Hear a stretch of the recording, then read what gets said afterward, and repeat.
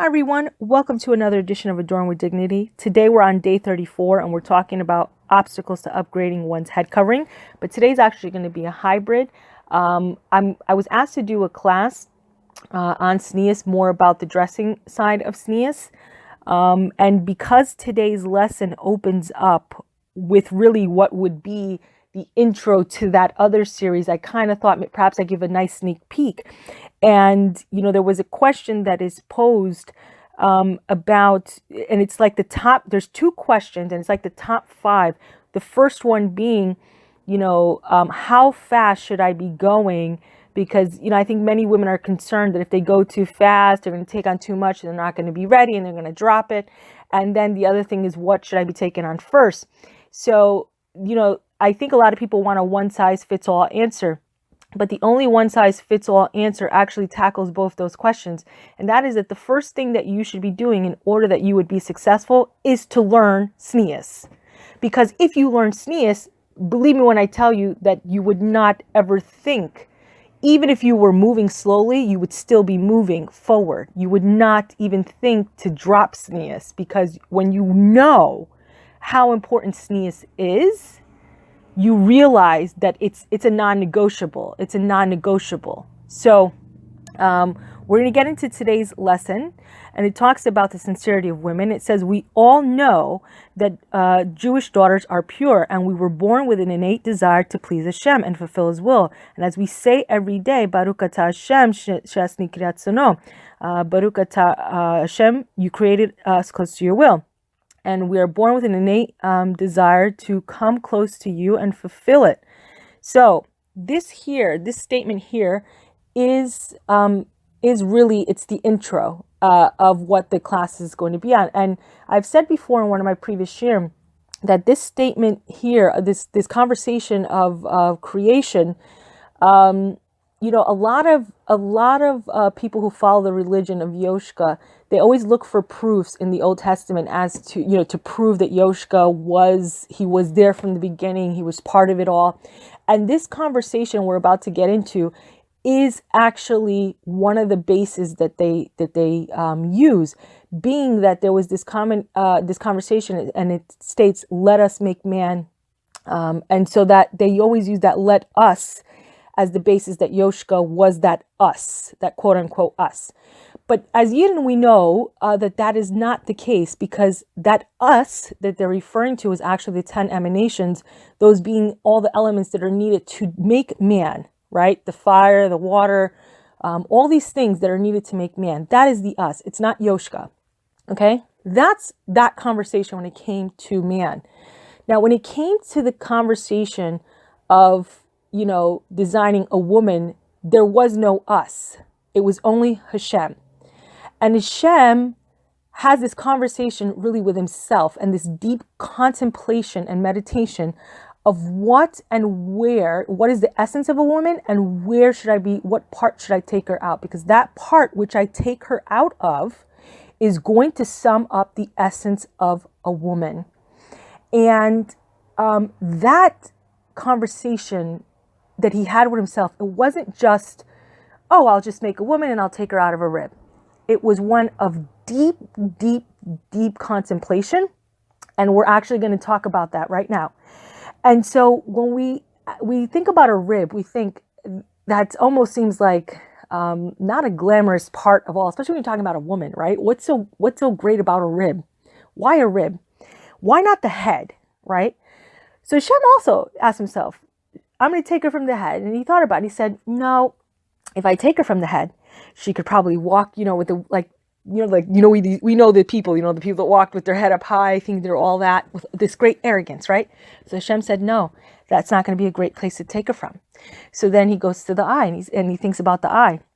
And he says, no, if I make her from the eye, she will have this grand desire to be curious and nosy. Right now, I gotta admit, me personally, I think sometimes, with all this conversation, I think I got, it's very, very hard, right? Because I think sometimes I myself, I can only speak for myself. I sometimes think it's, it's very interesting that he didn't pick these things, because these are all things that I know I've always struggled with in my life. So it says, if I make her from the eye, she'll be too curious and nosy. We all know that could be a detriment, right? So it says, what about the ear? She can hear great words of Torah, and he goes, no, that's not going to be a good idea, because if I make her from the ear, she's going to want to know the latest, right? She's going to want to know the gossip. She'll be too involved with Lashon Hara. So that's not going to be a good idea. That's not going to work. So the moves on and says, what about the mouth? She can, daven beautifully, say great words of Torah. And he says, nope, that's not going to work either, because then she won't stop talking, and she'll be talking about nonsense, and she'll be gossiping as well. No, this is not going to be good, right? So it says, he keeps going, like, what is going to be her essence? What's going to be the essence? And it says, he went down to the heart. And it says, maybe make it from the heart, right? Because after all, we're supposed to love Hashem with all of our heart, right? Why not make it from the heart? And Hashem says, no, because in the heart, that harbors jealousy and envy. If I make it from the heart, she'll have a tendency to want to go towards that. So that's not going to be a good idea. So it goes down to the hands, right? What about the hands? You need your hands. You need your hands to actually perform the service of Hashem. Without them, you can't do anything. It says, even though it's important, the hands, that's not going to be it either. Because the hands, they like to be in everything, right? They got to be involved in everything, which is great. Being busy is great. But being busy in other people's business, not so great. So he said, hands are not going to work. So he says, what about the legs, right? What about the legs? Should I take her from the legs? And he goes, no, I can't take her from the legs. If I take her from the legs, she'll have this tendency to want to walk haughtily and walk with arrogance. So that's not going to be a good idea. So then he goes and he says, I'll take her from the rib. I'll take her from the rib. The rib, if you think about the rib, right? We're going to have to do like a little science class, right? So if you weren't paying attention in anatomy, here it is. We're going to have the class now. So it says, the ribs, if you look at them, inside of them, they house organs. But they don't just house any organs. They house vital organs. And if any of these organs were to be damaged or disrupted, their function disrupted, it would either be to our great detriment, or it would be life-threatening. And the ribs serve as this buffer to protect all that is vital to survive, to really sustain life. And that is what the essence of a woman is, hence why he took us from the rib. He took us from the rib because we are that buffer. We are what's protecting all that is vital in Yiddishkeit. But more than we are protecting all that is vital in Yiddishkeit, we're protecting the pipeline to bring Hashem into this world. And that's really it's the greatest thing. Because we are the key to that. We are the key, we're the pipeline to that process happening. So when he took us from the rib, really, if you think about the rib, it's a place that even if you are naked, if you're erva, that it is still concealed. And there, right there, we know that Hashem is concealed in everything. And there, right there, he's saying that the essence of a woman is that not only is she concealed, but she protects. She protects all that is vital. She protects Yiddishkeit at its very source, its core. She protects the relationships. If it isn't for her bringing that kedusha into the home, the atmosphere, she protects all that Hashem holds dear. She protects it. I mean, think about it. That's an awesome job for a woman to have. She protects it. But just like, in college, there are certain classes you want to take and you can't take them without a prerequisite class. The prerequisite is that concealment. And without that concealment, you cannot, even if you are a woman, you cannot, it's almost like you're throwing away the passcode to unlock this process happening. Your concealment in all of this, your being concealed in all of this, holds the code and the key to unlock the everything, bringing Hashem into this world. It unlocks that process. So that's a part of what our class in tznuis is going to be about. We're going to tackle those things and ideas. We're also going to be tackling what is permissible and what is not permissible to you based on the halacha, not based upon, Devorah Esther said this was her idea. I'm nobody. I'm just repeating what is well known. We're going to get into those things that that are being said in Shemaim, and also we'll tackle also those things. We're going to tackle how to facilitate that process and what happens when the process is not being facilitated, right? Because I think that when you know these things, when you know these ins and outs of tznuis, you will be much more successful.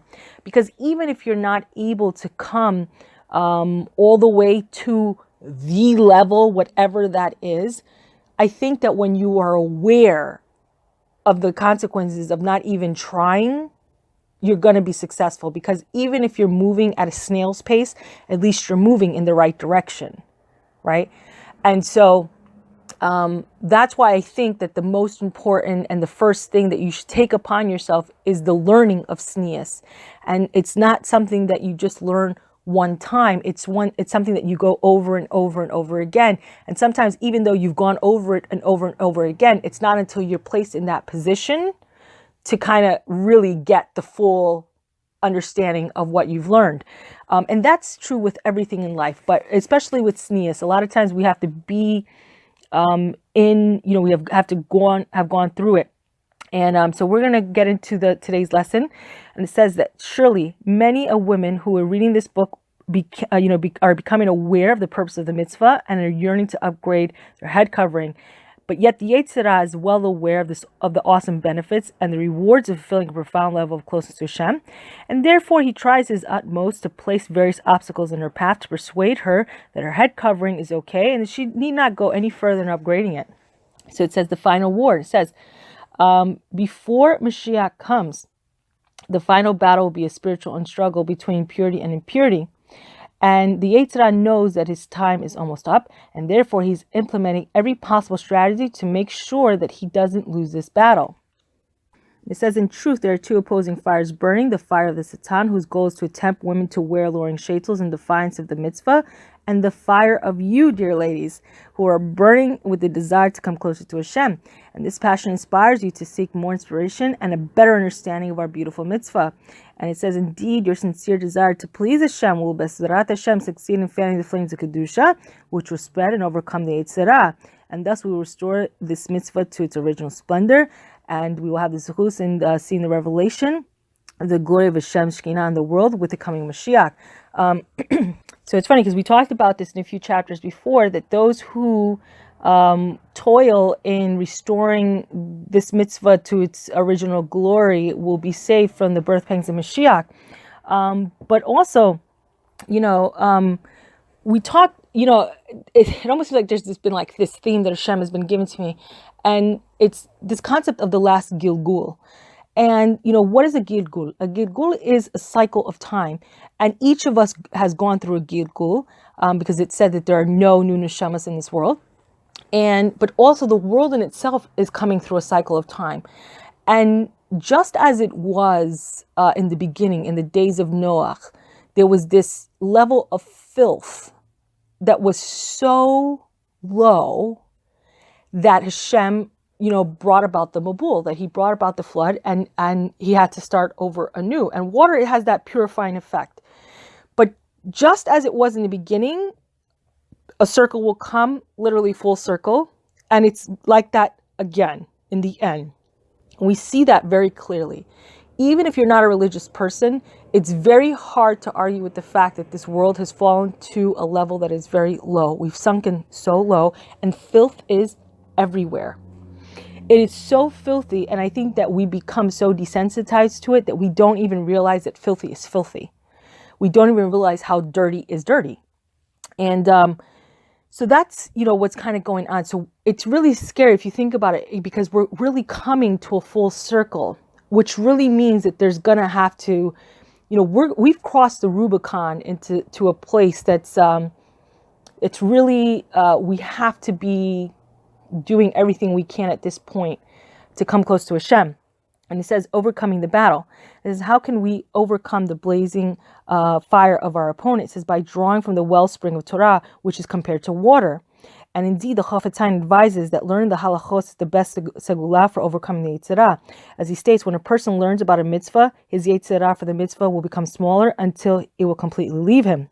So now, this is exactly what I was talking about, why the most important thing is to actually learn about the mitzvah of tznuis. Because when you learn, then it's like the Yetzirah, you see his tactics, and you also see the fact that he becomes like a used car salesman, and it becomes easier for you to say, I'm not buying what you're selling today, because this is why learning, and not just in this mitzvah, but for any mitzvah, this is why the Torah is a source of life. Because I always say that life does come with a manual. The Torah is the manual, but if you can't understand the instructions, that's what the sages are for. They're there to break it down.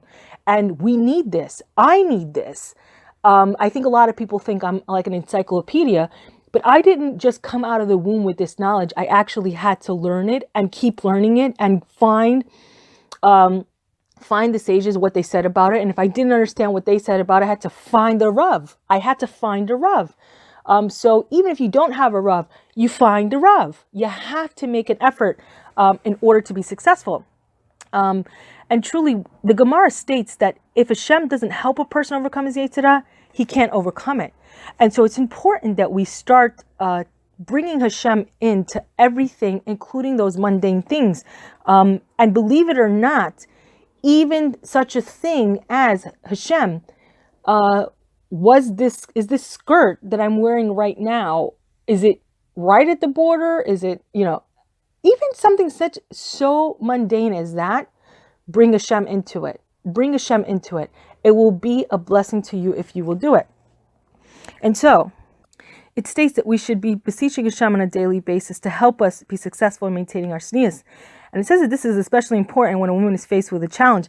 And believe it or not, the challenge they give here is that the sheitel macher is styling a new wig, and she wants to upgrade her level of tznuis, and yet is challenged by by someone else's opinion or her own rationalizations. So this is something that we really need to get into our head, because we do this not just with a sheitel macher, but I think sometimes if we're going into stores, especially if you're living in a place that has a lot of secular stores, and the salesperson, again, here we go with this whole sales tactic, is coming in and kind of giving you their opinion about your tznuis. It's just funny how like everyone has an opinion on your tznuis, and it seems like everyone else's opinion in your head counts except for your own. Because inside it's like you're fighting, you want to do the right thing, but it's like you're so overcome by everyone's opinions. But here's the thing, we don't take our cues from them, okay? We don't take our cues as to what is an acceptable sheitel from the sheitel macher who's got her own ideas of what's quote unquote en vogue now, what's in style. We don't take our cues from Michael Kors as to what is the new style in tznuis this year. This is the new, the latest thing that's hit the runway. That's not where we take our cues. And I think sometimes we become confused as to whose opinion is supposed to matter. And to be quite frank, I find that more times than not that the honest opinion of the woman herself is the valid one, because she herself is struggling and she knows it's not sitting right with her.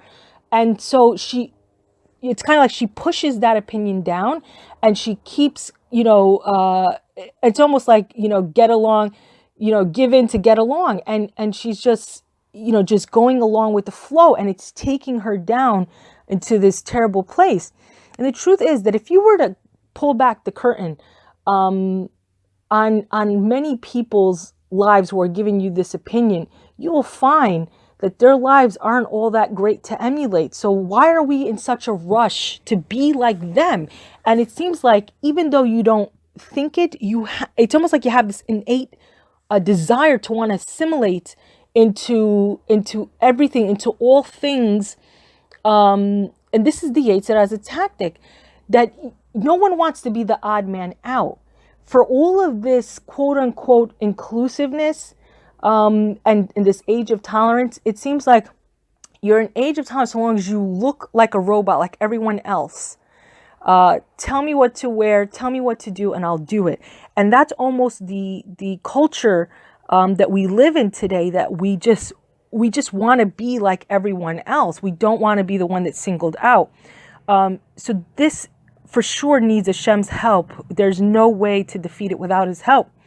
And so it says, and it's actually closing. It says, finding favor in the eyes of Hashem. It says, is written in the end of Parshat Bereshit. And Noach found favor in the eyes of Hashem. And how did he achieve this? It says, by being the only one in his generation who was righteous. The only one in his generation who was righteous. Okay? And so it's today, when the morals of the secular world have fallen so low, if we wear our badge of tznuis with pride, we will merit the awesome zechus of truly finding favor in Hashem's eyes.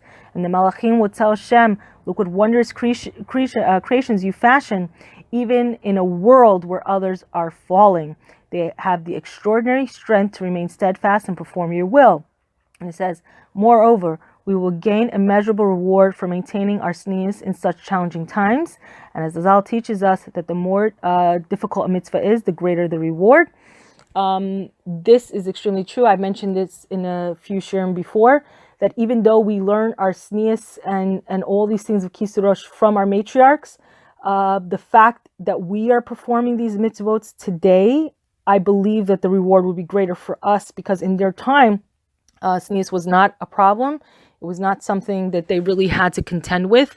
It was something that it was really kind of known and expected, whether you were Jewish, whether you were Hebrew, Jewish, wherever, before the Torah, after the Torah, whether you were, whatever time it was you're falling in, whether you were Jewish or not, you were goyim, everyone understood this for the most part. And to be not in line with tznuis was, to your shame and embarrassment. And today it's the polar opposite. Where being tzniut, it's almost as if you are the one that's being put to shame. And I think this is why learning about the mitzvah is so important, because when you do, you will walk. And not in a haughty manner, but you will walk like you know who you are, which is the daughter of a king. The daughter of a king. So I think in learning this, you will lift your face out of the mud, and you will see that tznius is something to be proud of. It's not something to be has v'shalom embarrassed about. But it says that in the upcoming 8 lessons, we will expound upon some of the Yetzirah's cunning ploys, and we will, B'ezrat Hashem, learn tools that will help us overcome him. So this is great. So we're heading towards the end, because we're getting ready to come up on day 35, and we're getting ready to come, like, how the fireworks, so they have like the grand finale. This is we're really going to start getting into that grand finale kind of feeling, because many of us, I think that some people were starting out in tznius when they're learning from someone else, especially in this generation, more times than not, if you've not grown up from birth. So believe it or not, when a lot of times, a lot of us, I think that, I wish that there were more personal stories about people's real struggles. Because I myself, I did, even though I grew up with a very, there were a lot of rules of modesty in place in my house, I grew up in the dirt like a lot of people. And I wasn't always as tzniut as I am today. And tzniut is something that is a process, and it's something you have to learn about. And it's not something you just learn once and you're done. It's not a one and done. And tzniut, even though you learn it, even if you learn it over and over and over, there are times that until you actually go through the situation, that you don't fully understand what it was you just learned. You have to go through it. There's nothing like, experiential, experiences to really bring out the lesson. And that's really the difference between chachma and binah. And so I always say chachma is that like what you learn from the book, Binah is what the actual experience of it, and then you have dat. You understand what they were saying, because you've been through it. But I think what many of us who are in a place of tznuis need to remember, and what many people who aren't in a place of tznuis also need to remember, is that we weren't always so tznuit. There was a time when we wasn't always so tznuit, and we also gave ourselves, we were looking for hetzers and leniencies, and I'll only do this, which is really great, because that's what what we're going to start getting into, is all these hetzers we try to give ourselves, these leniencies, and these excuses that we try to give ourselves, which is really all par for the course. You should know, if you're hearing this and you're starting out in tznuis, that you shouldn't really feel like that you shouldn't beat yourself up because you're looking for all these hetzers. It's a very natural cycle. It's a natural process that I think you go through when you're trying to come up in tznuis, because remember, this is a battle. So remember who is the one that's trying to sell you these excuses. And I think this is what's great about learning. You put away the credit card and you say, I'm not buying today. So know that even I myself, and again, I can only speak for myself, but for sure, I also looked for leniencies and hetzers, and I had the moments of thinking that I was going to fail, and I hope to be getting into all those things.